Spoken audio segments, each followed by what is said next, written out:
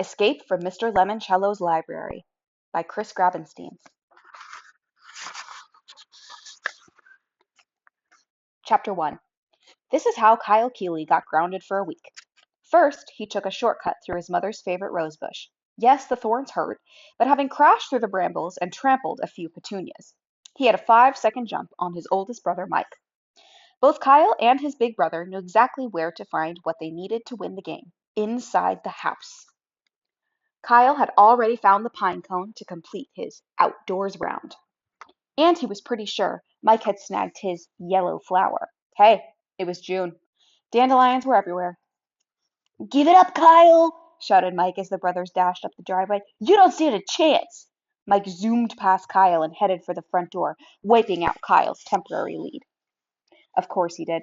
17-year-old Mike Keeley was a total jock, a high school superstar. Football, basketball, baseball. If it had a ball, Mike Keeley was good at it. Kyle, who was 12, wasn't the star of anything. Kyle's other brother, Curtis, who was 15, was still trapped over in the neighbor's yard, dealing with their dog. Curtis was the smartest Keeley.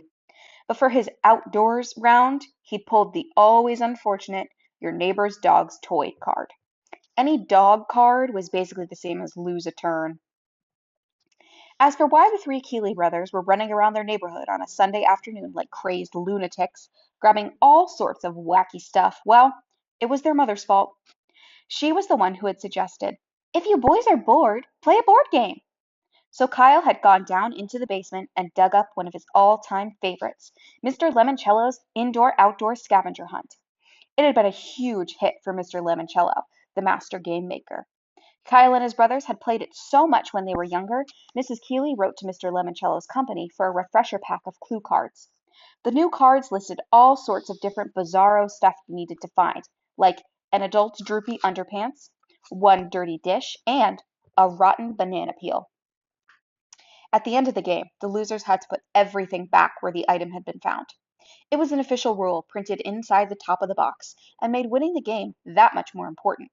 While Curtis was stranded next door, trying to talk the neighbor's Doberman Twinkie out of his favorite tug toy, Kyle and Mike were both searching for the same two items, because for the final round, all the players were given the same riddle card. That day's riddle, even though it was a card Kyle had never seen before, had been extra easy. Find two coins from 1982 that add up to 30 cents, and one of them cannot be a nickel. Duh, the answer was a quarter and a nickel, because the riddle said only one of them couldn't be a nickel. So to win, Kyle had to find a 1982 quarter and a 1982 nickel. Also easy. Their dad kept an apple cider jug filled with loose change down in his basement workshop. That's why Kyle and Mike were racing to get there first. Mike bolted through the front door. Kyle grinned. He loved playing games against his big brothers. As the youngest, it was just about the only chance he ever got to beat them fair and square. Board games leveled the playing field. You needed a good roll of the dice, a lucky draw of the cards, and some smarts. But if things went your way and you gave it your all, well, anyone could win. Especially today, since Mike had blown his lead by choosing the standard route down to the basement. He'd go through the front door, tear to the back of the house, bound down the steps, and then run to their dad's workshop. Kyle, on the other hand, would take a shortcut.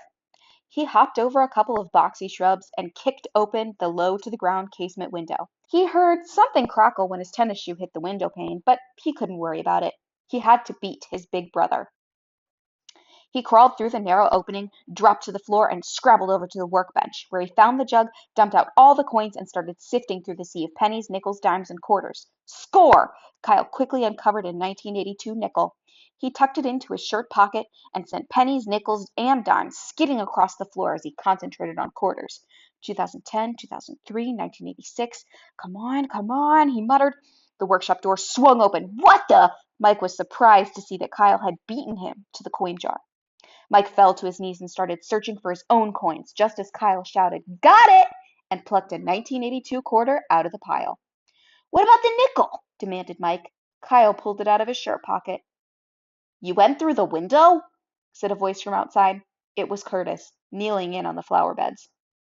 "Yeah," said Kyle. "I was going to do that. The shortest distance between 2 points is a straight line." "I can't believe you won," moaned Mike, who wasn't used to losing anything. "Well," said Kyle, standing up and strutting a little. Believe it, brother, because now you two losers have to put all the junk back. I am not taking this back to Twinkie, said Curtis. He held up a very slimy knotted rope. Oh, yes, you are, said Kyle, because you lost. Oh, sure, you thought about using the window. Kyle, mumbled Curtis, you might want to shut up. What? Come on, Curtis. Don't be such a sore loser, just because I was the one who took the shortcut and kicked open the window and you did this, Kyle? A new face appeared in the window. Chuckled Mike behind Kyle. You broke the glass? Their father sounded ticked off. Well, guess who's going to have to pay to have this window replaced? That's why Kyle Keeley had 50 cents deducted from his allowance for the rest of the year. And got grounded for a week. Chapter 2. Halfway across town, Dr. Yanina Zinchenko, the world-famous librarian, was walking briskly through the cavernous building that was only 3 days away from its gala grand opening. Alexandriaville's new public library had been under construction for 5 years. All work had been done with the utmost secrecy under the tightest possible security. One crew did the exterior renovations on what had once been the small Ohio city's most magnificent building, the Gold Leaf Bank. Other crews, carpenters, masons, electricians, and plumbers, had worked on the interior. No single construction crew had stayed on the job longer than 6 weeks. No crew knew what any other crews had done or would be doing. And when all those crews were finished, several super-duper secret, covert crews, highly paid workers who would deny ever having been near the library, Alexandriaville, or the state of Ohio, stealthily applied the final touches. Dr. Zinchenko had supervised the construction project for her employer, a very eccentric, some would say loony, billionaire. Only she knew all the marvels and wonders of the incredible new library. Only she knew all the marvels and wonders the incredible new library would hold and hide within its walls. Dr. Zinchenko was a tall woman with blazing red hair. She wore an expensive, custom-tailored business suit, jazzy high-heeled shoes, a Bluetooth earpiece, and glasses with thick red frames. Heels clicking on the marble floor, fingers tapping on the glass of her very advanced tablet computer. Dr. Zinchenko strode past the control center's red door, under an arch, and into the breathtakingly large circular reading room beneath the library's 3-story tall rotunda. The bank building, which provided the shell for the new library, had been built in 1931. With towering Corinthian columns, an arched entryway, lots of fancy trim, and a mammoth shimmering gold dome, the building looked like it belonged next door to the triumphant memorials in Washington, D.C., not on this small Ohio town's quaint streets. Dr. Zinchenko paused to stare up at the library's most stunning visual effect, the Wonder Dome. 10 wedge-shaped high-definition video screens, as brilliant as those in Times Square, lined the underbelly of the dome like so many orange slices. Each screen could operate independently or as part of a spectacular whole.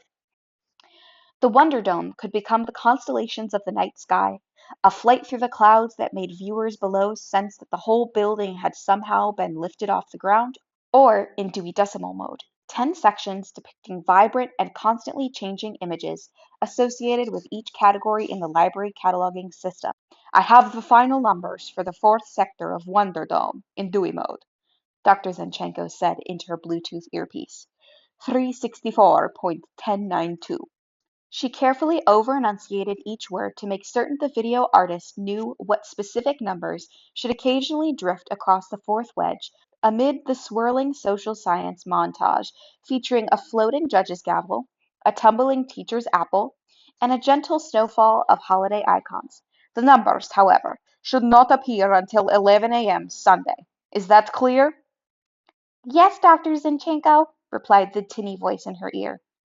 Next, Dr. Zinchenko studied the holographic statues projected into black crepe-lined recesses cut into the massive stone piers that supported the arched windows from which the Wonder Dome rose.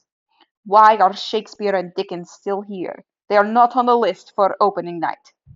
Sorry, said the library's director of holographic imagery, who was also on the conference call. I'll fix it. Thank you. Exiting the rotunda, the librarian entered the children's room. It was dim with only a few work lights glowing, but Dr. Zinchenko had memorized the layout of the miniature tables and was able to march, without bumping her shins, to the story corner for a final check on her recently installed geese. The flock of 6 audio animatronic goslings, fluffy robots with ping-pongish eyeballs, created for the new library by Imagineers who used to work at Disney World, stood perched atop an angled bookcase in the corner. Mother Goose, in her bonnet and granny glasses, was frozen in the center.